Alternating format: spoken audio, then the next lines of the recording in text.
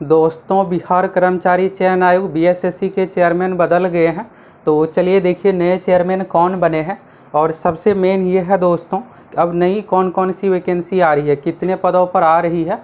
और अभी देखिएगा तो बहुत इंतज़ार के बाद बीएसएससी इंटर लेवल की भर्ती आई है, तो उसका एग्ज़ाम कब तक लिया जाएगा और परीक्षा प्रक्रिया में क्या क्या सुधार, सभी चीज़ों के बारे में एक एक करके आपको बताने वाले हैं। तो आपके लिए दोस्तों गुड न्यूज़ ये है, आप देखिएगा तो बिहार लोक सेवा आयोग यानी बीपीएससी, तो बीपीएससी में जब से नए चेयरमैन अतुल प्रसाद सर आए हैं, आप देखिएगा तो बहुत सारे क्रांतिकारी बदलाव हुए हैं और जो होना चाहिए। तब आप सभी इसमें भी उम्मीद कर सकते हैं कि जो भी यहाँ पर परीक्षा प्रक्रिया में सुधार है ये सब बिल्कुल किया जाएगा। और यहाँ पर परीक्षा प्रक्रिया में क्या क्या सुधार करना चाहिए, सभी चीज़ों के बारे में इस वीडियो में बात करेंगे। तो चलिए आप इस वीडियो को पूरा देखिए। इससे पहले देखिएगा दोस्तों, तो चेयरमैन जो थे बीएसएससी के रविंद्र कुमार सर, अब आपको ये लग रहा होगा कि चेयरमैन क्यों चेंज हुए हैं, तो सभी चीज़ों के बारे में एक एक करके आपको बताने वाले हैं, फिर सभी चीज़ों को लेकर क्लियर हो जाएगा। तो चलिए दोस्तों, यहाँ से आप सभी चीज़ों के बारे में एक एक करके देखिए। तो ये रहा आपके सामने नोटिस, तो ये नोटिस भी आपको दिखाने वाले, अभी आपको क्लियर नहीं दिख रहा होगा। और देखिएगा दोस्तों, तो अभी हाल फिलहाल में बीएसएससी यानी कि बिहार कर्मचारी चयन आयोग के माध्यम से 3rd सीजीएल की जो वैकेंसी आई थी, तो उसमें देखिएगा पीटी मेंस दोनों एग्जाम जो लिया गया है, इस एग्ज़ाम में क्वेश्चन पेपर आंसर की नहीं मिला है। तो आप में से कौन कौन चाहते हैं कि अब बिहार एसएससी को अपने परीक्षा प्रक्रिया में सुधार करना चाहिए और क्वेश्चन पेपर आंसर की बिल्कुल कर देना चाहिए। अब आप देखिए, आप में से 1000 स्टूडेंट भी कमेंट नहीं करने वाले। अब आप देखिए, जब आपको ही कोई यहाँ पर फ़र्क नहीं पड़ रहा है कि जैसे एग्ज़ाम चल रहा है उसी तरीके से, तो बदलाव कैसे होगा। इसलिए आप सभी इस वीडियो में अधिक से अधिक कमेंट कीजिए कि क्वेश्चन पेपर आंसर की बिल्कुल मिलना चाहिए। तो चलिए यहाँ से आप सभी नोटिस देखिए। अब आपको नोटिस भी यहाँ से क्लियर दिखेगा, बिहार सरकार, और यहाँ पर दिखेगा सामान्य प्रशासन विभाग। ये जो नोटिस है दोस्तों सामान्य प्रशासन विभाग की ओर से जारी किया गया है। तो देखिएगा इससे ऊपर जो है यानी हेड जो है सामान्य प्रशासन विभाग है, इसलिए सामान्य प्रशासन विभाग की ओर से अधिसूचना जारी किया गया है। यहाँ पर देखिएगा संख्या 21 SSC 56 और 2013। अब देखिए, आप में से कुछ स्टूडेंट ऐसे होंगे कि जो ये 2013 देख के ये कमेंट करने वाले कि अभी का नहीं है, पुराना है। तो देखिए दोस्तों, ये जो है ना लेटर नंबर है, लेटर नंबर में कुछ भी नंबर हो सकता है, ये अपना सरकारी रहता है। यहाँ पर 2013 बैच। अब देखिए ऐसा जैसे हो गया बीएसएससी का हो गया, तो एग्ज़ाम डेट को लेकर लेटर रहता है, उसमें भी बहुत सारे स्टूडेंट ऐसे रहते हैं। अब लेटर में इस तरह से नंबर जो रहता है उसमें 2000, किसी में 19 आ गया, किसी में 22 आ गया है, तो ये रेंडमली यहाँ पर दिया हुआ रहता है। ये कोडिंग है, इसका वर्ष से कोई मतलब नहीं रहता है। तो उस समय ये कमेंट करते रहते हैं कि ये पुराना है, गलत है, ये है, वो है। तो ये सब जो चीज़ें हैं ना, ये लेटर नंबर है, इसमें कुछ भी डिजिट हो सकता है। आपको जो देखना है यहाँ वाला डेट देखना है, तो पटना 15 दिनांक 14 अक्टूबर 2023 आपको दिख रहा होगा। यहाँ पर सिग्नेचर में भी देखिएगा सरकार के उप सचिव रजनीश कुमार 14 अक्टूबर 2023 का सिग्नेचर है। तो इस डेट पर जाना, ये लेटर नंबर पर नहीं जाना है। तो यहाँ पर देखिएगा तो बिहार कर्मचारी चयन आयोग अधिनियम 2002। तो देखिए बीएसएससी आयोग जो है बहुत पुराना नहीं है, बीपीएससी की तरह ये नहीं है कि आज़ादी के बाद से ही चल रहा है। ये हाल फिलहाल में 2000 के बाद गठन किया गया। और फर्स्ट एग्जाम देखिएगा 2005 में लिया गया था, जो कि अमीन का था, और 2002 में गठन हुआ है। तो इसी अधिनियम में समय समय पर यथा संशोधित की धारा 3 में प्रदत्त शक्तियों का प्रयोग करते हुए मोहम्मद सोहेल भारतीय प्रशासनिक सेवा, तो इससे पहले जो थे चेयरमैन दोस्तों रविंद्र कुमार सर थे, जो कि भारतीय पुलिस सेवा यानी आईपीएस थे, और ये जो बने हैं आईएएस है। तो मोहम्मद सोहेल सर यहाँ पर बने हैं बीएसएससी के नए चेयरमैन। तो सचिव यहाँ पर पहले किस पोस्ट पे थे, तो इसके बारे में यहाँ पर है।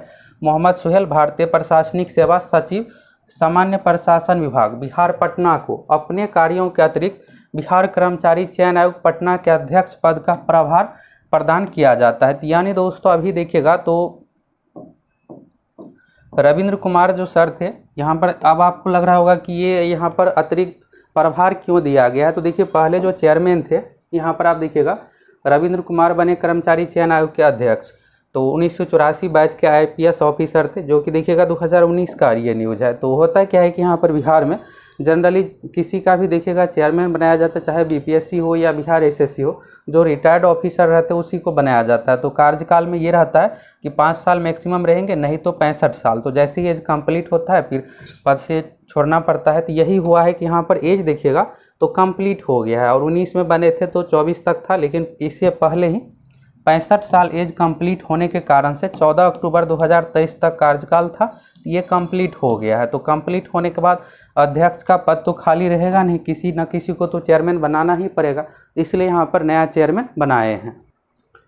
तो ये हो गया। और देखिएगा उक्त आदेश दिनांक 15 अक्टूबर 2023 से प्रभावी होगा। तो 14 अक्टूबर का यहाँ पर सामान्य प्रशासन विभाग की ओर से नोटिस जारी किया गया और ये 15 अक्टूबर यानी कि आज से, तो यानी आज से जो है बीएसएससी की जो चेयरमैन है मोहम्मद सुहेल सर है। और यहाँ पर ये हो गया। बाकी यहाँ पर देखिएगा तो गजट में प्रकाशित करने के लिए कहा गया बिहार के जितने भी आयोग हैं सभी को यहाँ पर सूचना के लिए कर्मचारी चयन आयोग, बिहार तकनीकी सेवा आयोग, सामान्य प्रशासन विभाग सभी को यहाँ पर भेजा गया है।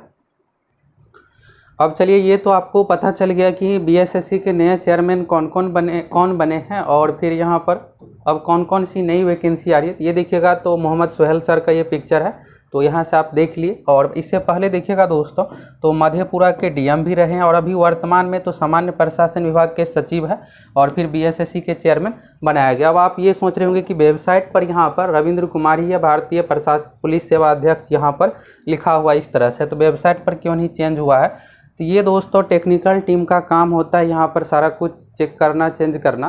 तो इसमें आपको कम से कम 1 सप्ताह भी लग सकता है। सीएसबीसी में देखिएगा एसके सिंघल सर चेयरमैन बने थे तो 10 दिन के बाद वेबसाइट पर अपडेट हुआ था कि नया चेयरमैन ये आए हैं। तो यहाँ पर ये सब टेक्निकल टीम का कामकाज होता है। नोटिस जारी हो गया है, चेयरमैन चेंज हो गया है।